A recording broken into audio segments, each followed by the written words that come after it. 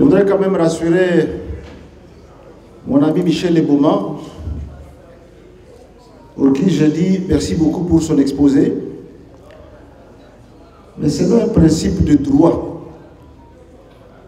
Ce qui n'est pas dit n'est pas interdit. Je répète, ce qui n'est pas dit n'est pas interdit. Même si au niveau de la Constitution, on n'a pas dit changement, on ne nous l'a pas interdit. Donc nous pouvons bien le faire. Monsieur le secrétaire permanent de l'Union sacrée pour la nation, qui n'est pas encore arrivé, monsieur le coordinateur de la majorité extra-parlementaire, monsieur le président des regroupements politiques et partis politiques de la majorité extra-parlementaire, distingués invités en vos titres et qualités, tout protocole observé. Mesdames et messieurs, depuis plusieurs années, nombreuses questions taraudent l'esprit de la conscience collective du peuple congolais, à savoir: combien de temps faut-il pour mettre en place les institutions après chaque élection? Doit-on continuer à dépenser plus d'1,5 milliard de dollars pour chaque élection, et c'est après 5 ans?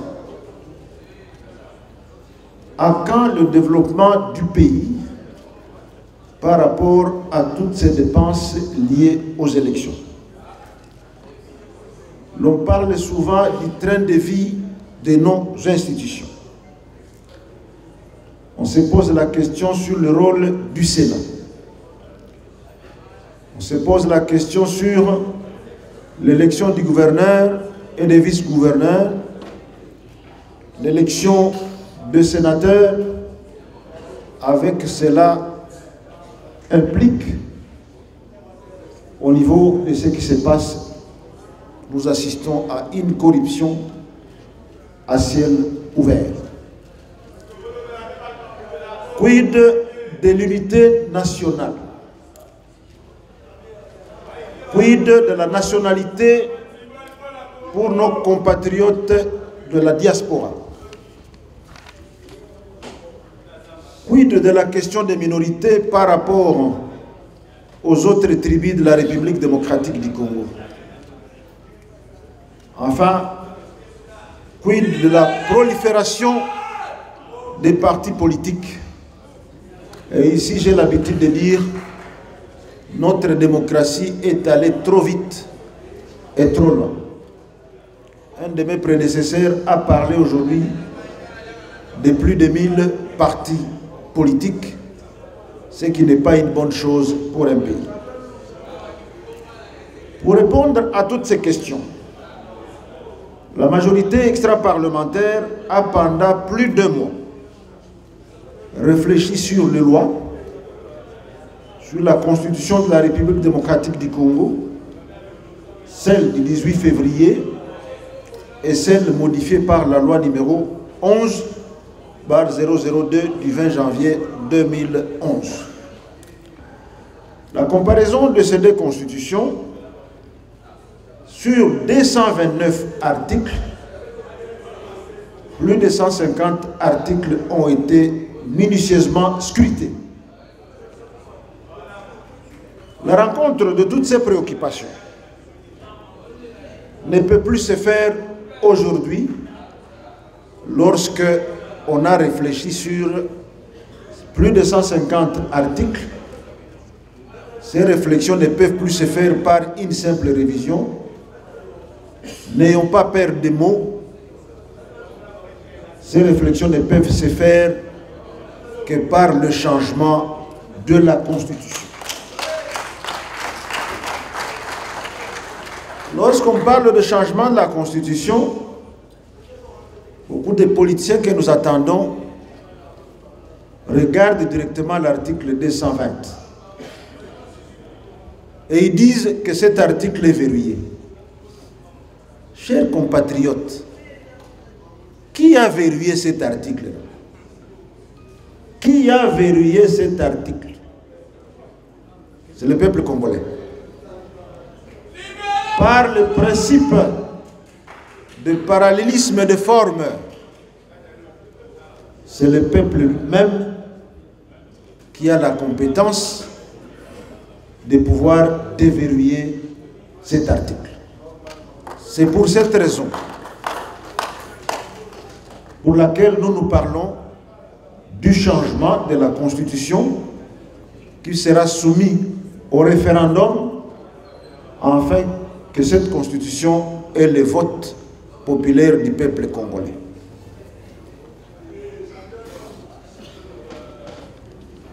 Cela voudrait dire également que le peuple n'a pas déverrouillé pour l'éternité, non. Il ne s'est pas mis en prison pour toujours, non. Il doit réfléchir au regard de l'évolution du pays. Et c'est ce que nous sommes en train de pouvoir proposer. Après cette analyse, nous avons donc dit que le président de la République devra être élu dans un scrutin à 2 tours. Cela nous donnera la possibilité aussi de faire en sorte que les candidats arrivés au premier tour fassent un débat contradictoire. Cela permettra au peuple congolais de bien connaître le candidat à qui il va donner le mandat. La suppression du Sénat pour avoir un parlement monocaméral. La suppression du Conseil national de suivi de l'accord, qu'on appelle CENSA. À la question de savoir qu'est-ce que le CENSA fait aujourd'hui, si ce n'est que dépenser de l'argent du trésor public inutilement. La suppression du Conseil économique et social. L'introduction dans notre nouvelle constitution de la notion de l'irrévocabilité de la nationalité congolaise. On devra passer du régime semi-parlementaire au régime présidentiel. La nomination des gouverneurs et des vice-gouverneurs par le président de l'Assemblée, non, par le président de la République, en tenant compte de la notion de non-originaire. Un gouverneur, il ne faudra pas que seulement il travaille dans sa province. C'est ça, institutionnaliser même le tribalisme. Mobutu nous a laissé quand même l'unité nationale que nous devons sauvegarder. Il faut qu'un gouverneur vienne de ma province du Sud Kivu pour aller travailler au Congo central. Et que celui du Congo central aille travailler au Sud Kivu. Celui du Nord Kivu peut aller travailler dans la province de Kwilu. Et ainsi de suite. Ça va renforcer l'unité nationale. Donc vous allez vous trouver au Congo central. Moi je viens du Sud Kivu. Je suis considéré comme Congolais à part entière. Nous devons instaurer ce système pour bien renforcer l'unité nationale. Revoir le système de gestion par rapport au système actuel de la décentralisation. La suppression des assemblées provinciales qui ont montré leurs limites. J'ai été député provincial en 2006 et jusqu'à ce jour, seulement 2 édits ont été votés. Le premier édit est celui qui met en place les régies financières de province. notre édit que l'on vote chaque année, c'est l'édit des finances.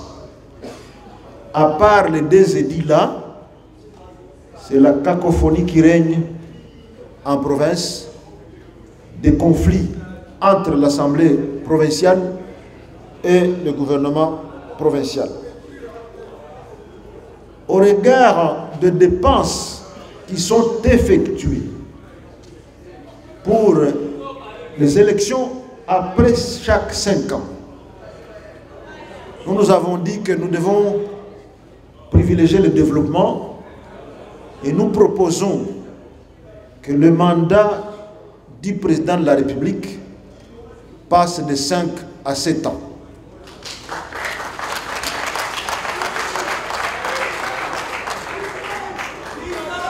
Nous proposons également que le président de la République, comme magistrat suprême, fasse partie du Conseil supérieur de la magistrature et qu'il en soit le président pour éviter ce dont à quoi nous assistons avec les comportements de magistrats qui se protègent entre eux-mêmes. Je vais terminer en disant, nous devons éviter de tomber dans un piège. Lorsque les scientifiques réfléchissent sur une matière donnée, la Constitution par exemple, on ne parle pas de la Constitution en indiquant une personne, non. Le caractéristique d'une loi, c'est un caractère général, c'est un caractère impersonnel, c'est un caractère obligatoire. Ce que nous sommes en train de faire ne concerne pas une personne. Et lorsque j'entends certaines personnes dire si on modifie ou si on change la Constitution, on va donner un mandat à vie au président de la République, Félix Tshisekedi, actuel. Non. Un mandat ne se décrète pas. Un mandat, il se donne. Et il se donne par le peuple. Nous sommes en train de travailler pour le bien de la République. Il faudrait que l'avenir de ces pays repose sur une constitution qui englobe tous les aspects de la vie nationale. Et là, on va évoluer. Nous ne devons pas continuer avec une constitution qui bloque l'avancement du pays. Voilà un peu les quelques réflexions. Elles seront bien motivées dans la déclaration qui sera faite par la majorité extra-parlementaire. J'ai dit et je vous remercie. De cette grande manifestation pour parler de la question qui nous concerne, qui concerne l'identité de la République démocratique du Congo. Profond respect à tous les aînés qui nous ont précédés. Et leur prestation confirme et rassure encore mon petit argumentaire que je vais présenter.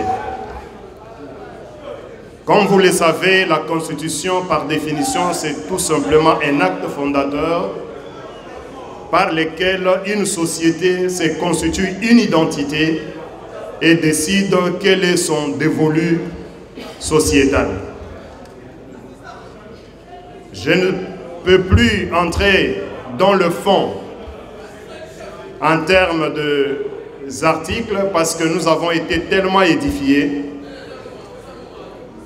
ni légèrement par la forme, mais j'aimerais juste vous rappeler ici que la science fait partie, les éléments fondamentaux de la science, on a l'observation, on a le vécu quotidien, et de là nous tirons des analyses qui nous permettent d'avancer.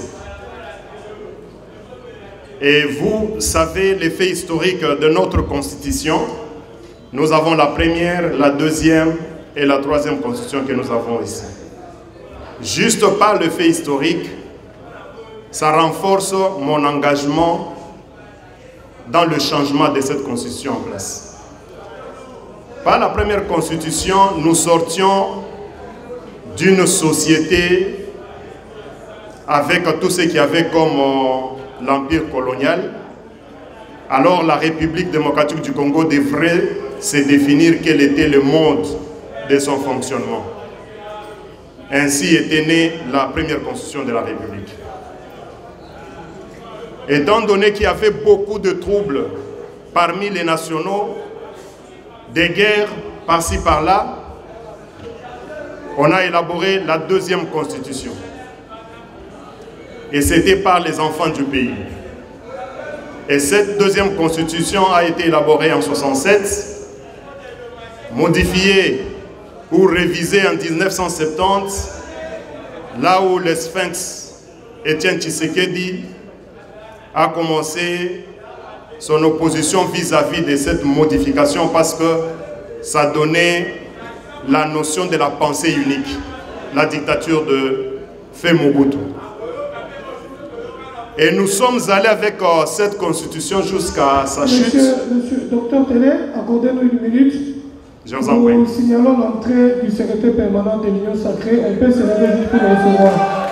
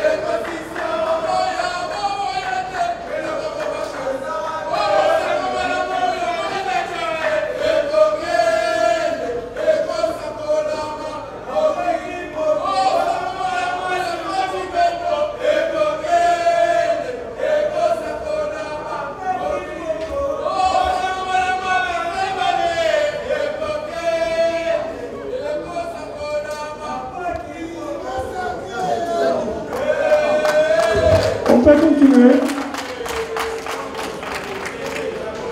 Vous avez la parole pour continuer. Merci beaucoup, messieurs les coordonnateurs.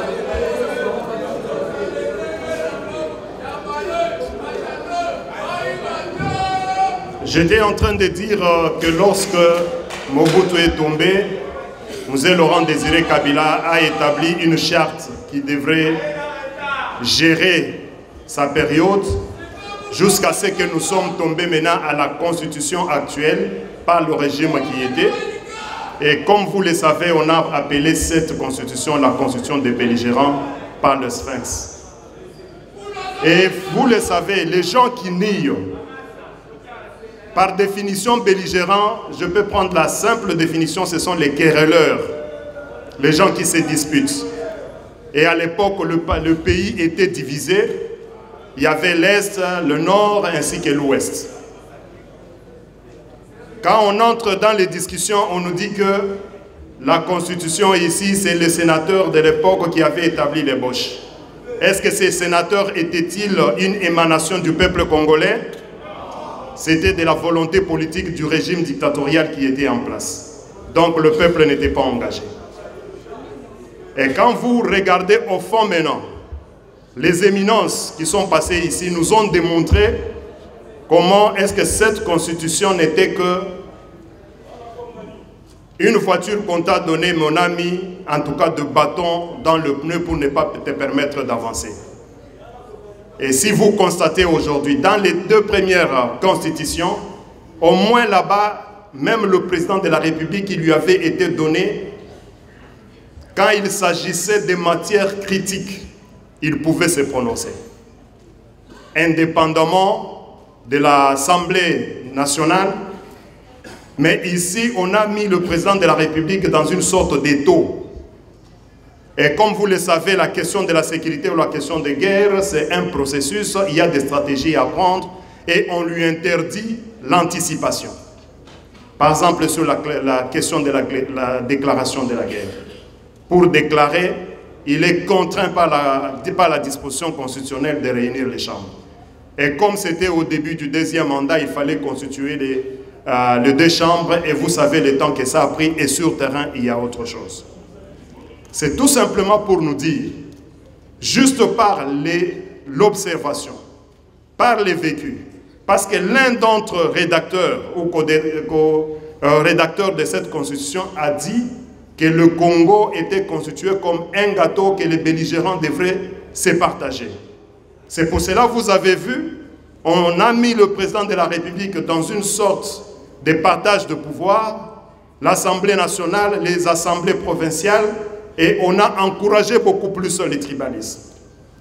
Ici, pour ce qui est ma contribution à ce que le professeur Tchani vient de présenter, je demanderai que tous les membres du gouvernement soient de père et de mère et d'épouse, comme il a souligné. Les membres du cabinet du président de la République, en commençant par les directeurs de cabinet, soient aussi de père et de mère et d'épouse. Les administrateurs des territoires ainsi que les gouverneurs soient aussi de père et de mère. Parce que nous apprenons en cet instant qu'à l'Est, il y a un territoire où il y a un administrateur de territoire dont les origines sont douteuses. Il constitue une poche d'entrée des déséquilibres de la République.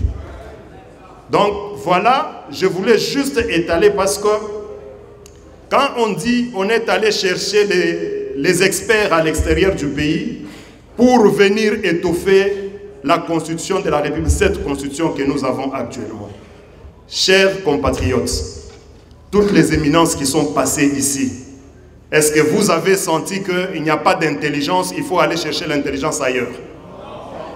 Raison pour laquelle j'encourage que le peuple congolais puisse se décider dans le cadre de changement et non même de la révision constitutionnelle. Parce que le professeur Tchani a présenté ici, il a dit qu'il y a eu beaucoup de fautes dans cette constitution.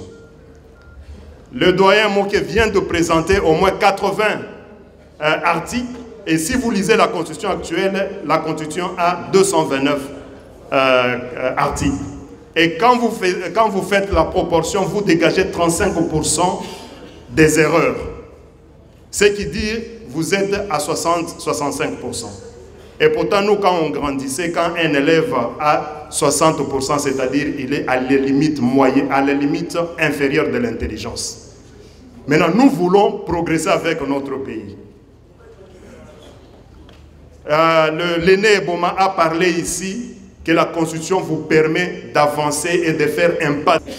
Je suis revenue ici après au moins une trentaine d'années en dehors de mon pays. Quand je suis arrivée, ce sont les sages de mon territoire qui m'ont approché pour dire « Maman, nous aimerions bien que vous vous présentez comme notre élu. » Je suis passée dans le processus d'élection. Ce que j'ai découvert ici m'a laissé froid au dos. Et moi, je retrace cela à la Constitution présente.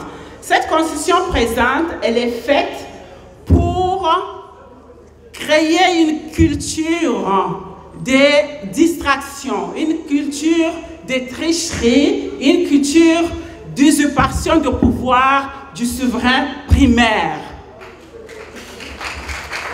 Et avec ça, quand on parle de pouvoir semi-parlementaire ou un président élu dans un pays par 73% de sa population, il nomme son premier ministre et ne peut pas former un gouvernement, ne peut pas diriger après 9 mois dans un pays, ce n'est pas acceptable.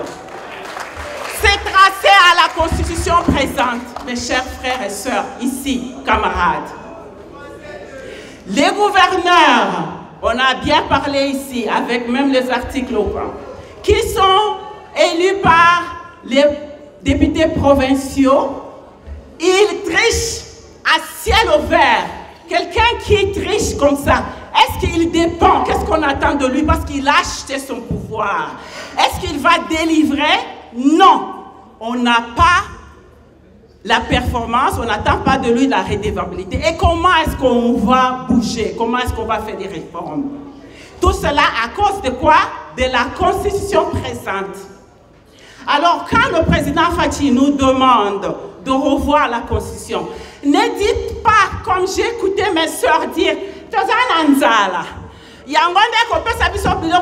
non, mes chers frères, être Nanzala Lelo et penser pour notre constitution qui va fonder le bas, on a parlé ici du fondement, c'est pour notre progéniture.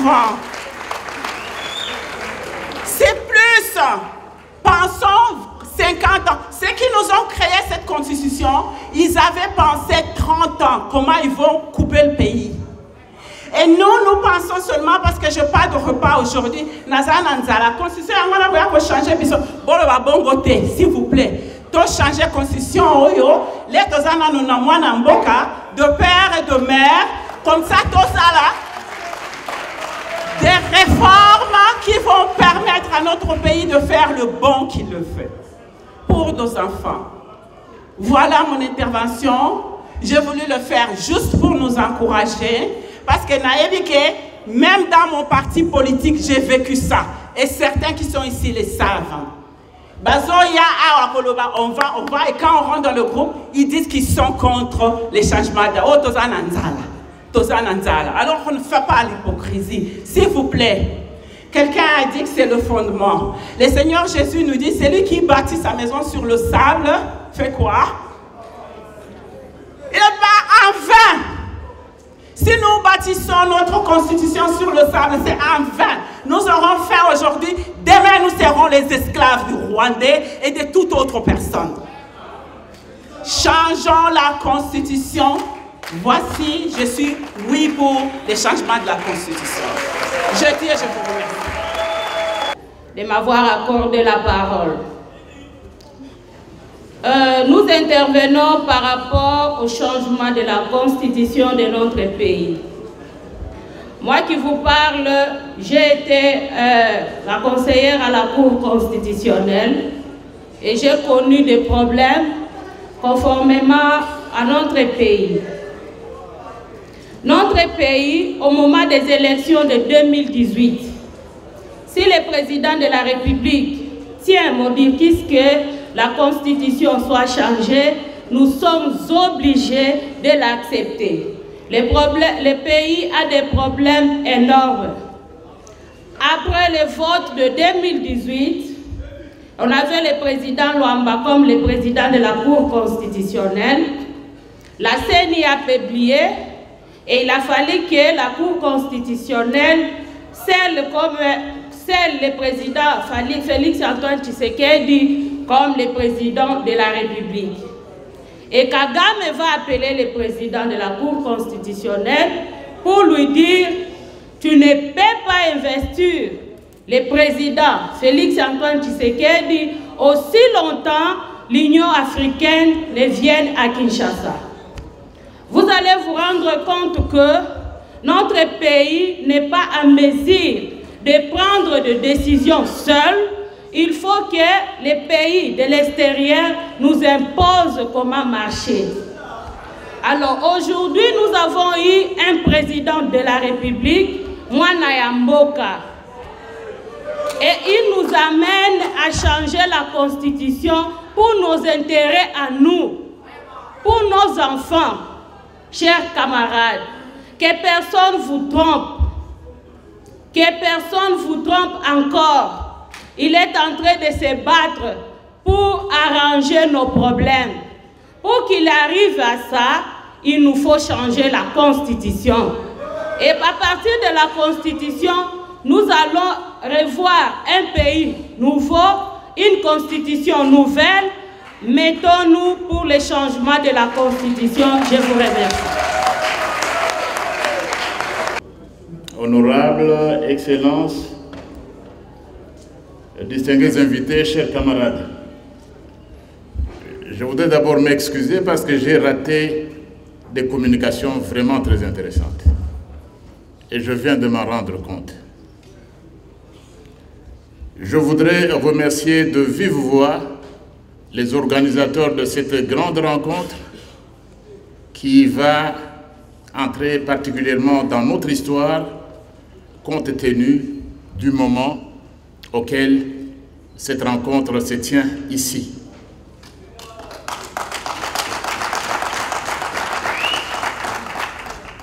Je l'ai souvent dit, il n'y a pas deux unions sacrées de la nation. Il y a une union sacrée de la nation dont son Excellence Félix-Antoine Tshisekedi Tshilombo, président de la République, chef de l'État, est la haute autorité politique. Et cette union sacrée est dans les institutions, elle est également en dehors des institutions. Elle est parlementaire, elle est aussi extra-parlementaire. Elle n'a qu'un seul chef. Je tiens sincèrement à vous remercier pour les activités que vous avez entreprises ces derniers mois, que ce soit ici dans la capitale ou dans nos différentes provinces. Je voudrais dire tous mes remerciements aux camarades qui sont nombreux ici, et j'en ai vu d'autres dehors. Il y en a qui sont ici, il y en a qui vous suivent à travers les réseaux sociaux pour montrer l'importance effectivement de l'événement qui a lieu en ce jour et en ce moment à Boboto. Je ne vais pas être très long après avoir remercié. Après avoir remercié, avant de commencer, comme je vais être bref, je voudrais quand même m'acquitter d'un devoir qui me semble agréable et impérieux, c'est celui de vous transmettre. Vous transmettre, à partir de Kalemi où il se trouve, les salutations de son Excellence Félix-Antoine Tshisekedi Tshilombo, président de la République, chef de l'État et haute autorité politique de l'Union sacrée de la nation, qui est bien au courant que cette rencontre se tient en ce moment. Vous n'êtes pas content de recevoir les salutations du chef? On devrait le sentir. Cela étant, revenant sur le sujet, je disais que je n'allais pas être très long, parce que ça va être très long. Ça va être très long, et toutes ces marionnettes et tous ces aventuriers que vous avez entendus, je crois qu'ils n'auront pas suffisamment de souffle pour continuer. Au sujet de la Constitution, je crois que je l'ai dit dernièrement aux États généraux de l'éducation, parce qu'il s'agissait de moi. Le pauvre André Mbata, le pauvre s'est contredit, le pauvre n'est pas ceci, n'est pas cela. Voilà ce que j'ai dit aux 3000 participants aux États généraux de la justice. J'avais dit, et je maintiens, que la Constitution que nous devons relire en ce moment, j'avais dit qu'elle était meilleure que la loi fondamentale. Et personne ne peut me contredire. Elle était meilleure que la Constitution de Lulabour de 67. Mais elle n'était pas parfaite. Alors ceux qui ont pris le temps de publier mes émissions antérieures en croyant que le pauvre se contredisait, ils se sont trompés. J'avais dit qu'elle était meilleure comparativement aux constitutions précédentes, mais elle était perfectible et le débat qui se tient à ce moment a son importance. Je reviendrai également, sûrement la semaine prochaine, parce que vous savez, en dehors de mes activités politiques, je dirige également un institut, l'Institut pour la démocratie, la gouvernance, la paix et le développement en Afrique. C'est mon institut, l'IDGPA, qui tient chaque année une conférence le jour de l'anniversaire de la Constitution. Et il y a 9 mois, le 18 février 2024 de cette année, nous avions lancé une communication en disant nous avons également une conférence sur la Constitution. Que ceux qui ont des idées viennent. Et nous n'allons pas le faire en catimini, nous l'avons fait au Palais du Peuple parce que c'est le peuple qui est souverain. Nous étions au Palais du Peuple. Et quel était le thème de cette conférence? C'était la Constitution de la RDC à 18 ans. Quelle perspective d'avenir? Et on est un peu curieux de voir aujourd'hui les gens se réveiller alors que le débat était lancé.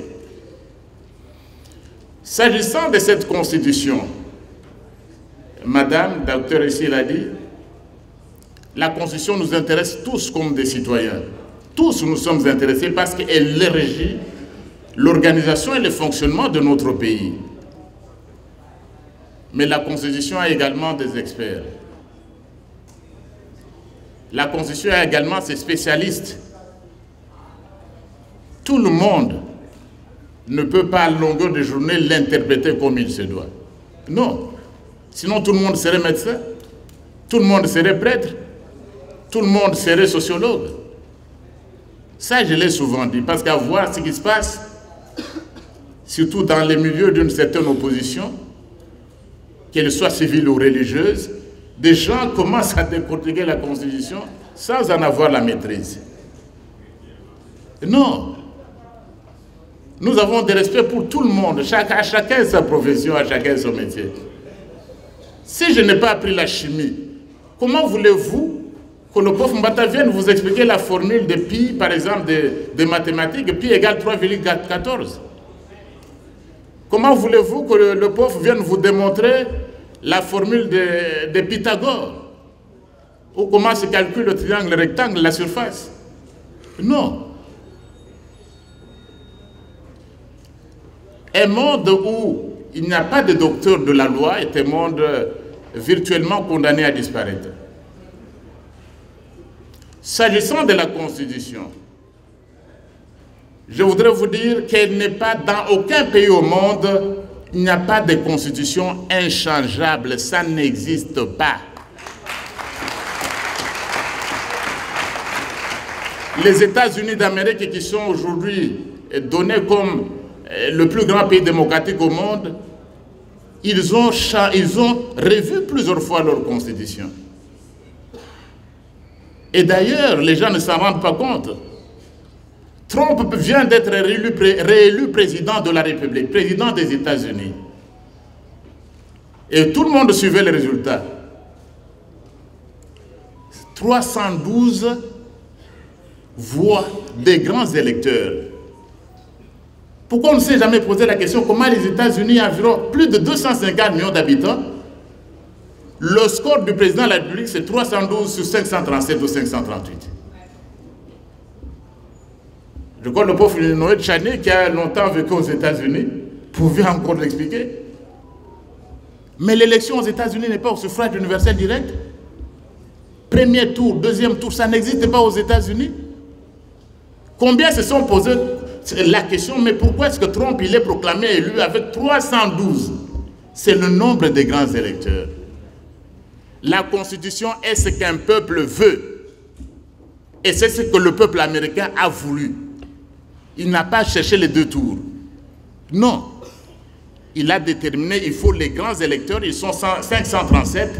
Dès que quelqu'un a la moitié, 537 ou 538, il devient président des États-Unis d'Amérique. C'est pour dire quoi? La Constitution est le fruit d'un peuple. Chaque peuple a sa constitution, même s'il y a des ressemblances. Les Français, et nous aimons bien parler le français, mais ils en sont à la Première République, Deuxième République, Troisième République, Quatrième République, Cinquième République. Disons par exemple, même les Belges. J'entends souvent des débats, changement de constitution, révision de la constitution, que la plupart des gens ne maîtrisent pas. J'entends dans les réseaux sociaux, dans les médias, et changement et tout ça. Ces définitions-là sont l'œuvre des doctrinaires, des professeurs de droit comme il y en a ici et comme moi qui suis devant vous. Qui définit une révision ou un changement de constitution? Ce n'est pas un journaliste, ce n'est pas un médecin, c'est nous les doctrinaires.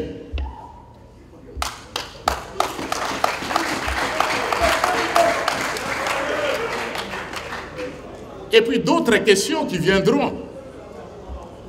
Je vais annoncer déjà la semaine prochaine, il y aura une grande conférence sur ce sujet. Quand est-ce qu'il y a un changement de constitution? Est-ce que si on change un seul article de la Constitution, il y a un changement de la Constitution? Est-ce que si on en change deux, il y a un changement de constitution? Et d'ailleurs, il n'y a jamais de changement total de constitution dans le monde. Parce qu'on reprend toujours les articles aux droits humains. Vous trouverez toujours dans toutes les constitutions le droit à la liberté d'expression, le droit à la vie. Dans toutes les constitutions, on ne change jamais totalement une constitution. Ça, c'est pour ceux qui passent le temps des révisions, changements. On ne change jamais totalement une constitution nulle part. Parce que certains articles, comme les dispositions relatives à la protection des droits humains, ils vont toujours rester. Alors, quand est-ce qu'il y a changement? J'espère qu'ils pourront répondre. Ça, c'est sur la Constitution, on y reviendra. Donc, elle peut changer.